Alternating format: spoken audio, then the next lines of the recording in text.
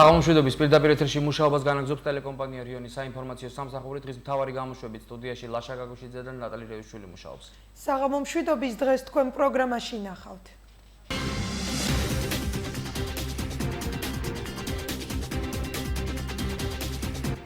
რა პროექტების განხორციელება იგეგმება იმერეთში 2015 წელს. ინიციატივები და პროგრამები ნახეთ მთავარ გამოშვებაში. ეს არის მაგალითი იმისა, რომ პროექტირებაზე თვითონ იხდის თანხმობის ბიუჯეტიდან, თვითონ ამზადებს პროექტს. რას პასუხობს ტელეკომპანია მეგატივის ეთერში გასულ სიუჟეტს ტელერადიო კომპანია რიონის გენერალური დირექტორი. დეტალები რამდენიმე წუთში. ამ საკითხზე მიმშილებს კომუნიკაციების ეროვნული კომისია და პასუხიც გაეცემა ყველა იმ მოთხოვნას, რომელსაც მე ვაყენებ ამ არხის წინაშე. აკაკი სახელობის სახელმწიფო უნივერსიტეტის 82 წლის იუბილეისადმი მისული ღონისძიებები ნახეთ საინფორმაციო პროგრამაში. არის გამოფენილი ის მნიშვნელოვანი სურათები, რომლებიც გარკვეულწილად ქმნიან უნივერსიტეტის ისტორიას.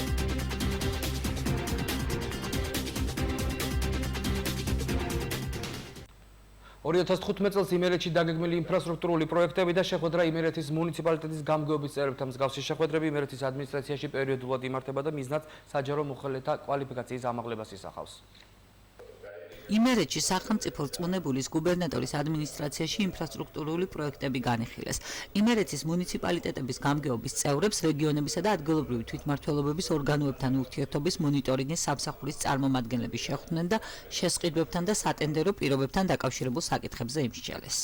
ქუთაისი არის მაგალითი იმისა, რომ პროექტირებაზე თვითონ იხდის თანხმობის ბიუჯეტიდან, თვითონ ამზადებს პროექტს, რაც მას აძლევს საშუალებას უკვე დაიწყოს შესასრულებელი სამუშაოზე ტენდერების გამოცხადება. ამ კუთხით ჩვენ იგივე რეკომენდაცია მივუცით მუნიციპალიტეტებს და ზოგადი ანალიზი რო გითხრათ, ეს არა მარტო მუნიციპალიტეტისთვის არის კარგი, რომ დროულად დაიწყოს სამუშაო, არამედ ქვეყნის ეკონომიკისათვის რას ნიშნავს, ანუ თანხის ხარჯვა დაიწყება ეტაპობრივად ყოველთვიურად და არა წლის ბოლოს მარტო ნოემბერი-დეკემბერში, რაც სწორ გადანაწილებას მოახდენს ფულადი მასის. ეს არის ისეთ საკითხები, რომლებსაც აქვე გაიცა პასუხი. ამტურავი პასუხები, არის ისეთ საკითხები, რასაც კიდევ შემდგომ მოკითხვა უნდა, შესწავლა უნდა და მოგვიანებით გაგრძელდება ეს პროცესი, გვექნება მსგავსი ხასიათის შეხვედრები ხშირად, სანამ ეს ინფრასტრუქტურული პროექტები დასრულების სტადიამდე არ მივა. 2015 წელს ქუთაისში რამდენიმე ინფრასტრუქტურული პროექტის განხორციელება იგეგმება. ქალაქმა 7 მილიონ ლარზე ტენდერი უკვე გამოაცხადა, მარტის თვიდან კი სამუშაოები დაიწყება. ქუთაისის მაგალითად ძირითადი პროექტების განხილვა და დაზუსტება მიმდინარეობს. ქალაქში რაც ძირითადი პროექტები ეს არის გელათის ქუჩა, სოლომონ მეორის ქუჩა, ასევე მუნიციპალური განვითარების ფონდიდან გასაკეთებელი ნიკიას ქუჩის პროექტი და დაახლოებით 34-მდე სხვა პროექტი კიდე ასევე საბინაო მეურნეობიდან ეზოების კეთილმოწყობილ ლიფტების მოწესრიგება. ყველა ამ პროექტის განხილვა და დაგეგმა მიმდინარეობს, სადაროგო ქუთაისმა უკვე გამოაცხადა 7 მილიონი ნახევრის პროექტებზე ტენდერი, დაახლოებით 5-6 დღეში დასრულდება 15 მილიონზე ტენდერის გამოცხადება, ასე რომ მარტიდან ქალაქში დაიწყება ძირითადი სამუშაოები. მსგავსი ტიპის შეხვედრები იმერეთში სახელმწიფო რწმუნებულის გუბერნატორის ადმინისტრაციაში პერიოდულად იმართება და მიზანს საჯარო მოხელეთა კვალიფიკაციის ამაღლება და ინფრასტრუქტურული პროექტების შესრულების ხარისხის გაუმჯობესება წარმოადგენს.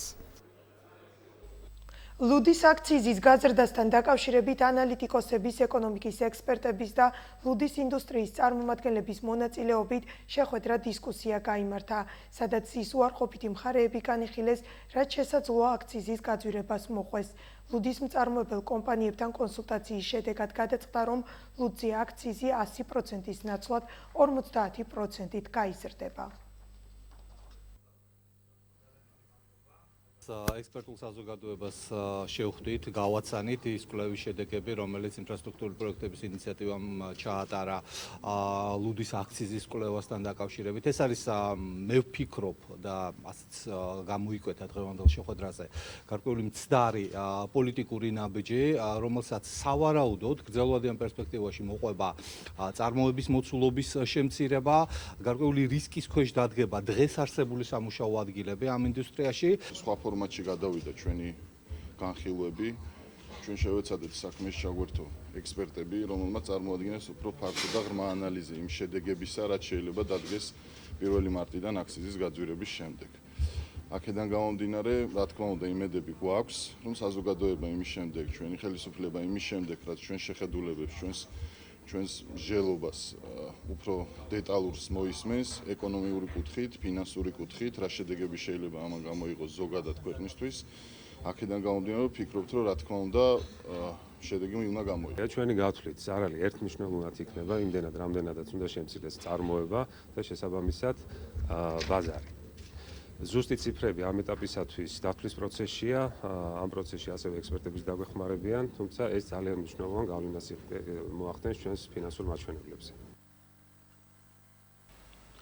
გუშინ ხონის ტელეკომპანია მეგატივის ეთერში გასულ სიუჟეტზე, რომელიც ეხებოდა ტელერადიო კომპანია რიონის მიერ საქართველოს კომუნიკაციების ეროვნულ კომისიაში შეტანილ საჩივარს, კომენტარი გააკეთა ტელეკომპანია რიონის გენერალურმა დირექტორმა თამარ ღვინიანიძემ, რომელსაც ახლა გთავაზობთ. მივესალმები რიონის მრავალრიცხოვან მაყურებელს. მე არ მშინია ამის თქმა, რადგანაც ვიცი, რომ მართლაც ბევრი ვინმე გვიყურებს და გვისმენს. პირველ რიგში მინდა რადიოს დღე მიულოცო ყველა ჩვენს კოლეგას, ყველა იმ ადამიანს, ვისაც რადიოსთან შეხება აქვს და განსაკუთრებით რადიო რიონის ყველა თანამშრომელს.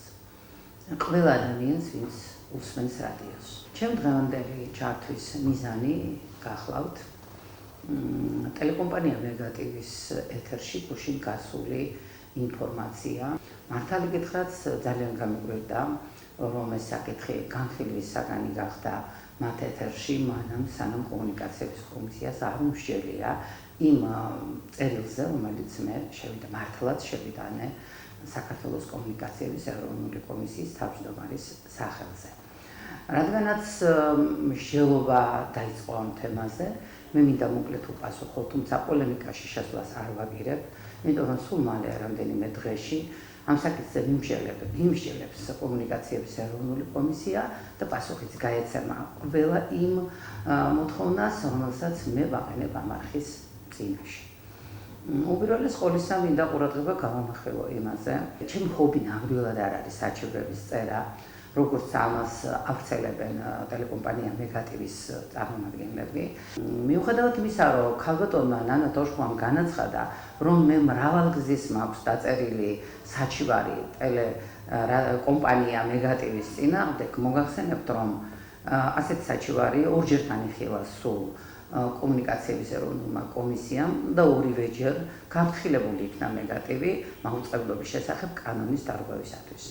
და რა თქმა უნდა სავსებით კანონიად და სამართლიანად, თუმცა არა სრულყოფილად. 2006 წლიდან მოყოლებული უკვე მე-9 წელია მისწევს მტკიცება იმისა, რომ მეგატივი არის ხონის ტელევიზია და მისი სამაუწყებლო არეალი არის ხონი და მიმდებარე რაიონები, რომ მას ლიცენზიაში გადახდილი აქვს 8000 ლარი და არავითარი უფლება ქუთაისში მაუწყებლობისა მას არ გააჩნია. ტელეკომპანია რიონი გახლავთ ქუთაისის მაუწყებელი, სიხშირული, რომელიც ფარავს მთელ ქალაქს და არა მარტო ქუთაისს და მისი სამაუწყებლო არეალი გახლავთ ქუთაისი და მიმდებარე რაიონები და ლიცენზიაში ჩვენ გადავიხადეთ 44000 ლარი. მაყურებლისათვის გასაგებია ალბათ სხვაობა თანხაში, რით არის გამოწვეული. კანონით მაუწყებლობის შესახებ საქართველო დაყოფილია სამაუწყებლო ზონებად და ლიცენზიებიც გაცემულია ამ სამაუწყებლო ზონების მიხედვით. და უფრო მეტსაც გეტყვით. ახლახანს კომუნიკაციების ეროვნულმა კომისიამ დაამტკიცა ციფრულ მაუწყებლობაზე გადასვლისათვის საჭირო სიხშირეები და არეალი ტელეკომპანიებისა. მინდა გითხრათ, რომ საქართველოს მთავრობამ მიიღო უპრეცედენტო გადაწყვეტილება, როდესაც რეგიონულ მედიას მისცა უფლება დამოუკიდებლად გადავიდეს ციფრულ მაუწყებლობაზე იმ არეალის მიხედვით, რა არეალშიც მას მიღებული აქვს ლიცენზია. მაშასადამე ხონის ტელევიზიისათვის ეს არეალი კვლავ რჩება ხონი და მიმდებარე რაიონები, ხოლო ტელეკომპანია რიონისათვის ქუთაისი და მიმდებარე რაიონები. შესაბამისად არის განსაზღვრული სიმძლავრეები. გუშინდან გამოსვლაში ქალბატონმა ნანა ტოშკოვამ პირადად მე მომაყენა შეურაცხყოფა, როცა განაცხადა, რომ მე თურმე წივი ვარ და ვკივი ვარ კომუნიკაციების ეროვნულ კომისიაში, ბოდიში მოიხადოს მან ჩემთან, მე ასეთი რამ არ მჩვევია, ჩვეულებრივად ჩემ საქმეს ვამბობ ძალიან დინჯად ან წერ ფურცელზე გამართულად ქართული სალიტერატურო ენით და არასოდეს ამ მსგავს ქმედებაში არავის არ შეუჩნევი ვარ. გარდა ამისა, თურმე ამ ქალბატონს ჩემზე ალაპარაკი აქვს უნარი დაატეროროს კომუნიკაციის კომისიის წევრები და ამით მიაღწიოს სასურველ მიზანს. მე არასოდეს არავინ არ დამიტერორებია და არც სასურველი მიზნისათვის არ მიღწევია. ყველა ხელისუფლების დროს ტელეკომპანია, როგორც ტელეკომპანია რიონის ხელმძღვანელს, მე მიხდებოდა ბრძოლა სიმართლისათვის და დღესაც ვიბრძვი სიმართლისათვის. იმავე ნანა თოშხუამგუშინ განაცხადა, რომ თურმე ამ ქალბატონს თუ ჯერ კიდევ ვინმე უსმენს ამ ქალაქში და საერთოდ ჯერა ვინმეს იმ ინფორმაციისა, რომელსაც ტელეკომპანია რიონი გადასცემს, თუ ჯერ კიდევ დარჩა ასეთი ხალხი, ჩვევია ასეთი რამეები. ძალიან დიდ ბოდიშს ვიხდი მაყურებელთან, მაყურებელმა განსაჯოს თვითონ ვინ რა პროდუქციას ამზადებს და ვის რომელი არხის ინფორმაციის სასჯერა. ეს არ არის თქვენი განსახილველი საკითხი, მე არ ვეხები თქვენს პროგრამულ ბადეს და არ ვლაპარაკობ თქვენი გადაცემების ხარისხზე, ბრაზობთ იმის გამო, რომ მე კომუნიკაციების კომისიაში დავსვი რამდენიმე კონკრეტული საკითხი. მართალია ამას საჩივარს ვერ დაარქმევ, ეს უფრო წერილია კომუნიკაციების კომისიის წევრებისადმი, რომელშიაც მე ვაცხადებ, რომ თქვენ როგორც ხონის ტელევიზიის მაუწყებელს არსად არა ბოდიში ხონის ზონის მაუწყებელს არსად არა გაქვთ მითითებული თქვენი ოფიციალური მისამართი, ანუ იურიდიული მისამართი და ყველგან გაქვთ მითითებული მხოლოდ ფაქტიური მისამართი, რადგანაც ქუთაისში ხართ დისლოცირებული. მე ჩემს წერილშიც ვამბობ, რომ თქვენ გაქვთ უფლება გააკეთოთ ნებისმიერი შუადღე, მაგრამ არა შუადღე ქუთაისში. ამის მორალური უფლებაც არ აქვს. და შემდეგი საკითხი, რომელზეც მე მინდა ყურადღება გავამახვილო, ბატონმა ალეკო გვეტაძემ ბრძანა, რომ ჩემი საჩვენების თანახმად თქვენ რამდენიმე გზის გაგაფრთხილეს, დაგაჯარიმეს თურმე, რაც რა თქმა უნდა არ არის სწორი ინფორმაცია, თქვენ საერთოდ არავის არასოდეს არ დაუჯარიმები ხართ, პირიქით ძალიან ლოიალურად გექცეოდათ კომუნიკაციების კომისია. არ მინდა თავი შევაწყინო მაყურებელს ბევრი საუბრით, მაგრამ წაგიკითხავთ ერთ მონაკვეთს ჩემი წერილიდან, რომელიც ბატონ ვახტანგ კაბაშიძეს მივწერე. ვიმედოვნებ, სწორად აგიხსენით საქმის არსი და თქვენც ასევე სწორ გადაწყვეტილებას მიიღებთ მაუწყებლობის შესახებ კანონის მეხუთე მუხლის მეორე თავის პირველი პუნქტის შესაბამისად. მე ერთხელ კიდევ ვიმეორებ, ჩანიშნულია კომისიის სხდომა, რომელიც განიხილავს ჩემს საარქივაში მოყვანილ საკითხებს პუნქტობრივად და ალბათ ყველაფერს გაეცემა პასუხი სწორედ კომისიის სხდომაზე და წინასწარ სამსჯელო აქ არაფერი არ იყო, უბრალოდ მე იძულებული გავხდი განმარტება გამეკეთებინა მაყურებლისათვის, ვინც გუშინ მეგატივის ეთერში გასული სიუჟეტი ნახა. ქუთაისის დღის ცენტრებს ადგილობრივი თვითმმართველობა დაეხმარა. ქუთაისის მერმა შოთა მურყულიამ და საკრებულოს თავმჯდომარემ დავით თვალმა დღის ცენტრებში შეზღუდული შესაძლებლობის მქონე პირებს ელექტროღუმელები მიუტანეს. აღნიშნული დახმარება ქალაქის მერმა ბენეფიციართა მოთხოვნის საფუძველზე გაწია. ძალიან მნიშვნელოვანია, რომ ამ ორგანიზაციებს დავეხმაროთ, უბრალოდ მათ ბენეფიციარებს დავეხმაროთ. ჩვენ საახალწლოდ გქონდა სხვადასხვა ტექნიკა გადავეცით მათ, რაც მათ მოითხოვეს.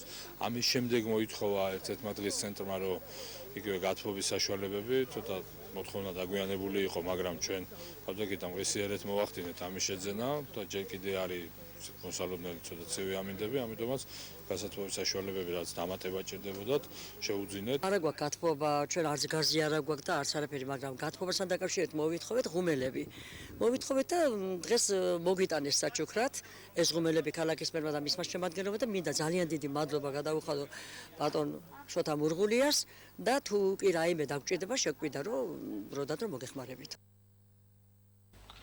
წყალტუბოს ბიუჯეტი წინა წელთან შედარებით გაიზარდა და იგი 9 მილიონ ლარში ადგენს. ადგილობრივი თვითმმართველობის ინიციატივით წელს პრიორიტეტად სოციალური პროგრამების დაფინანსება განისაზღვრა. ასევე გაიზარდა მრავალშვილიანი ოჯახების დაფინანსება. დახმარება გაიცემა ხანძრით და სტიქიით დაზარალებულებისთვის. წელს პირველად 30.000-მდე ქულის მქონე სოციალურად დაუცველი ოჯახების ელექტრო და ბუნებრივი აირის ხარჯის დაფარვა ბიუჯეტიდან მოხდება. ბოლომდე მასე იქნება 0-დან 30.000 ქულამდე სოციალურად დაუცველ ოჯახებს ვეხმარებით და ურიცხავთ დენის გაზის და წყლის გადასახადს, ეს არის გარკვეულ თანხას მათ განცხადების საფუძველზე. ასევე წელს ჩვენ ვაპირებთ გავხსნათ ინკლუზიური ცენტრი წყალტუბოში, ესეც ჩაგეგმილი გვაქვს, რომელიც 18 წლამდე ბავშვებისთვის, უნარშეზღუდული ბავშვებისთვის ცენტრი იქნება. ნაციონალური მოძრაობა თავდაცვის მინისტრის გადაყენებას ითხოვს. მათი განცხადებით მინდია ჯანელიძის პოლიტიკური პასუხისმგებლობის საკითხი ქვეყნის ნატოში ინტეგრაციის შეფერხებისთვის უნდა დადგეს. საპარლამენტო უმცირესობა ნატოს საწვრთნელი ბაზის განხორციელების შეფერხებასა და პოლიტიკური ნიშნით განხორციელებული საკადრო ცვლილებებზე საუბრობს. ისინი მინისტრს პარლამენტში იბარებენ. მივა თუ არა მინდია ჯანელიძე საკანონმდებლო ორგანოში ამ ეტაპზე უცნობია. ბურჟანაძის თანამებრძოლი ძალიან კაფიო შეხედულებების ადამიანი, ჩვენი ქვეყნის საზიანო შეხედულებების მქონე ადამიანი, რბილად რო ვთქვათ, მე გააკეთა სამარცხვინო და შეურაცხყოფელი განცხადება მთელი საქართველოსთვის უკრაინაში დაღუპულ ქართულ მებრძოლ გმირზე. ეხლა ირკვევა, რომ ეს სტრატეგიული დოკუმენტები და რა მოღებას ცდილობს ანტისაჰაერო თავდაცვის სისტემის როგორც პრიორიტეტის. თითოეული დღე ამ ადამიანის ყოფნის ამ თანამდებობაზე არის ზიანი, დასუსტება და საფრთხის ქვეშ ჩაგდება საქართველოს ჯარის და ჩვენი თავდაცვის მიმდინარეობისათვის. ყველაზე ძალიან რაც გვაწუხებს, ეს არის 5 უდანაშაულო ადამიანი. რა შეკვეთილი სტატიებიც არ უნდა დაიწეროს გაზეთებში, ხო? და რაზედაც არ უნდა ეხა სპეკულირებდნენ პრემიერ-მინისტრი და თავდაცვის მინისტრი. ყველაზე ძალიან ჩვენ გვაწუხებს 5 უდანაშაულო ადამიანი, რომლებიც იქცნენ ვიღაცის პოლიტიკური მიზნების მძევლად. მე ძალიან მიკვირს, რომ თავდაცვის მინისტრი პირადად არ ინტერესდება ამ საკითხით. პრემიერ-მინისტრის პოზიცია დიდი ხანია უკვე გასაგებია ჩვენთვის და ეს ფიქრობ რაღაც ერთგვარი სოლიდარობის და პროფესიულ სოლიდარობას თავი დავანებოთ, ადამიანური მომენტებიც არის, რომელთაც უნდა დაინტერესებულიყო ახამდე ბატონი ჯანელიძე. არც ერთი განცხადების და არც ერთი შეფასების ან ფაქტის, რომელზედაც საუბრობს ან თარგამაძე ან ბოკერია. მათთვის სანიმუშო სტანდარტი თავდაცვის მინისტრი როგორი უნდა იყოს, ვიცით, ასეთი იყო ბაჩანა ახალაია. ამ სტანდარტებით მოსაუბრე ადამიანებისგან მე ვერ მივიღებ ვერცეთ შეფასებას და ვერცეთ განმარტებას. მე არ ვხედავ მიზეზს თავდაცვის მინისტრის დაბარების და ვისაც აქვს ასეთი მიზეზი, მან უფრო გასაგებად უნდა გითხრას არგუმენტები. მე პირადად ბატონი მინდია ჯანელიძის მისამართით შეკითხვები მექნებოდა, რომ მინდია ჯანელიძეს არ დაეწყო იმ საკადრო პოლიტიკის განხორციელება, რომლის განხორციელებას იგი გეგმავდა მისთვის დღიდანვე. მე ვფიქრობ, რომ ცოტა ეს დაუგვიანდა, მაგრამ მიუხედავად ამისა, მე საკმაოდ კი არა და უფრო მეტად ვიდრე საკმაოდ კეთილგანწყობილი ვარ მინდიას მიმართ. საქართველოსა და რუმინეთს შორის ეკონომიკური და ენერგეტიკული თანამშრომლობის გაღრმავების პერსპექტივებზე საქართველოს პრემიერ-მინისტრმა და რუმინეთის საგარეო საქმეთა მინისტრმა ისაუბრეს. საუბარი შეეხო საქართველოს სატრანსპორტო პოტენციალის მნიშვნელობას, შეხვედრაზე განიხილეს საქართველოს ევროატლანტიკურ სტრუქტურებში ინტეგრაციის პროცესებიც. რიგი სამიტისთვის მზადება სავიზო რეჟიმის ლიბერალიზაციის სამოქმედო გეგმა და ასოცირების შეთანხმების ეფექტური განხორციელებისათვის გადადგმული ნაბიჯები. ირაკლი ღარიბაშვილმა ბოგდან აურესკუს საქართველოს სუვერენიტეტისა და ტერიტორიული მთლიანობის, ასევე ევროინტეგრაციის პროცესებში რუმინეთის მიერ გამოხატულ მტკიცე მხარდაჭერისთვის მადლობა გადაუხადა. საქართველოს რუმინეთს შორის ორმხრივი ურთიერთობები განიხილეს საკანონმდებლო ორგანოშიც. რუმინეთის საგარეო საქმეთა მინისტრი პარლამენტის თავმჯდომარეს და დეპუტატებს შეხვდა. საუბარი შეეხო ასოცირების ხელშეკრულებასა და ამ კუთხით რუმინეთის გამოცდილების გაზიარებაზე. შეხვედრაზე ყურადღება გამახვილდა რეგიონში განვითარებულ მოვლენებზე. მხარეებმა საქართველოს პარლამენტის რუმინეთში ვიზიტსა და რუმინეთის პარლამენტის ხელმძღვანელის საქართველოში ჩამოსვლის საკითხებზეც იმსჯელეს.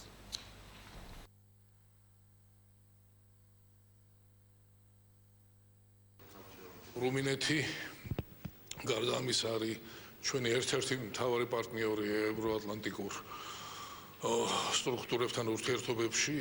მე ვიტყოდი წამყვანი ქვეყანაა და რა თქმა უნდა ჩვენ შევეხეთ ამ საკითხებს, ნატოსთან ურთიერთობას, კარდიფის სამიტის ასე ვთქვათ შედეგებს და საქართველოს სამომავლო გეგმებს. ოპოზიციის მხრიდან იყო აქცენტი გაკეთებული იმაზე, რომ საქართველოს მთავრობა რბილად რომ ვთქვათ, საკმაოდ ინერტულია როგორც ევროკავშირთან, ისე ნატოსთან ურთიერთობებში და მხოლოდ ვთქვათ დეკლარაციების გაკეთება და მხოლოდ ასოცირების შეთანხმების ხელმოწერა და რატიფიცირება არ კმარა. მთავარი არის ამ ყველაფრის გამოყენება იმისათვის, რომ საქართველო დაუახლოვდეს როგორც ნატოს, ისე ევროკავშირს.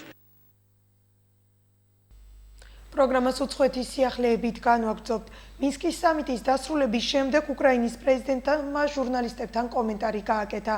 პეტრო პოროშენკოს თქმით, ნდობის პრობლემა უკრაინასა და რუსეთს შორის არსებობს. მისივე თქმით, იმ შემთხვევაში თუ რუსეთი არ შეასრულებს მინსკში მიღწეულ 13 პუნქტიან შეთანხმებას, ევროკავშირმა რუსეთის მიმართ სანქციები უნდა გაამკაცროს. პეტრო პოროშენკომ ისიც აღნიშნა, რომ მინსკში 16 საათიანი მოლაპარაკებისას პუტინთან უკრაინის ნატოში გაწევრიანებაზე ლაპარაკი არ ყოფილა. მინსკის შეთანხმების ხელმოწერის პარალელურად ცეცხლის შეწყვეტის შეთანხმების ამოქმედებამდე უკრაინაში საომარი მოქმედებები გრძელდება. ანტიტერორისტული ოპერაციის ძალების ინფორმაციით პრორუსი სეპარატისტები სამთავრობო არმიის პოზიციებს მთელი ღამის განმავლობაში ბომბავდნენ. ქალაქ ლუგანსკში მომხდარი აფეთქების შედეგად 4 ადამიანი დაიღუპა.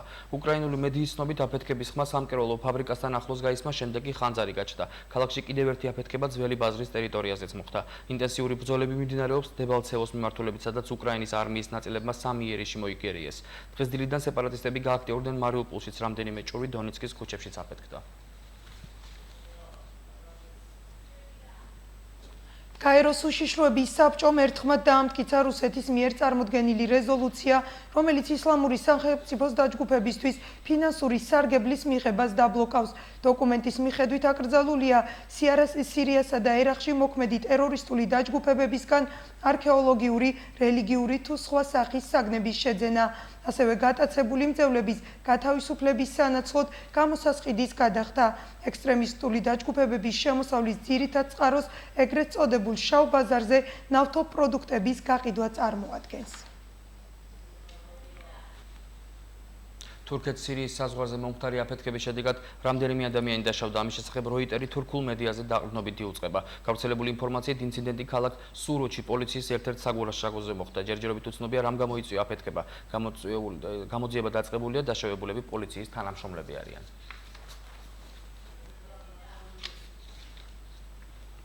პროგრამას ადგილობრივი ინფორმაციით განვაგრძობთ. აკაკი წერეთლის სახელმწიფო უნივერსიტეტის კედლებში 1933 წლის 13 თებერვალს პირველი ლექცია ჩატარდა. 82 წლის იუბილესთან დაკავშირებით უნივერსიტეტში ღონისძიებები გაიმართა. ფოიეში გამოიფინა ფოტოები, რომლებიც უნივერსიტეტის ისტორიას მოგვითხრობს. დამთვალიერებელს ასევე საშუალება მიეცა კალიგრაფიული ნაშრომები ენახა. ექსპოზიცია 1933 წლიდან დღემდე იმ მოვლენებს ასახავს, რომელსაც სასწავლებლის განვითარებაში მნიშვნელოვანი წვლილი მიუძღვის. გენილი არის უნივერსიტეტის თანამშრომლის ხალბატონ ფიქრია ჭაბუკიანის კალიგრაფიული ნაშრომების გამოფენა ამ კედელზე და ასევე წარმოდგენილი იქნება დღევანდელ ღონისძიებაში პოეზიის საღამო. წარმოდგენილი არის ექსპოზიცია, სადაც დაწყებული 1933 წლიდან დღემდე არის გამოფენილი ის მნიშვნელოვანი სურათები, რომლებიც გარკვეულწილად თქმიან უნივერსიტეტის ისტორიას, პედაგოგიური ინსტიტუტის ისტორიას, ტექნიკური უნივერსიტეტისა და სუბტროპიკული მეურნეობის ინსტიტუტის და უნივერსიტეტის ისტორიას. 1933 წლის 13 თებერვალი ეს დღე იყო, როცა რიონის სადგურიდან ცხოველისა და ცუდი კლიმატური პირობებში შემოვიდა ქუთაისში ლექტორთა ჯგუფი თბილისიდან, რომლებმაც პირველი ლექცია ჩაატარეს. აკაკი წერეთლის სახელობის სახელმწიფო უნივერსიტეტის 92 წლის იუბილესთან დაკავშირებით პროფესორმა ომარ ლანჩავამ საჯარო ლექცია წაიკითხა. თემაზე ქუთაისი ურბანისტული პროცესების გარიჟრაზე. ლექციას უნივერსიტეტის ადმინისტრაცია და პროფესორ მასწავლებლები დაესწრნენ.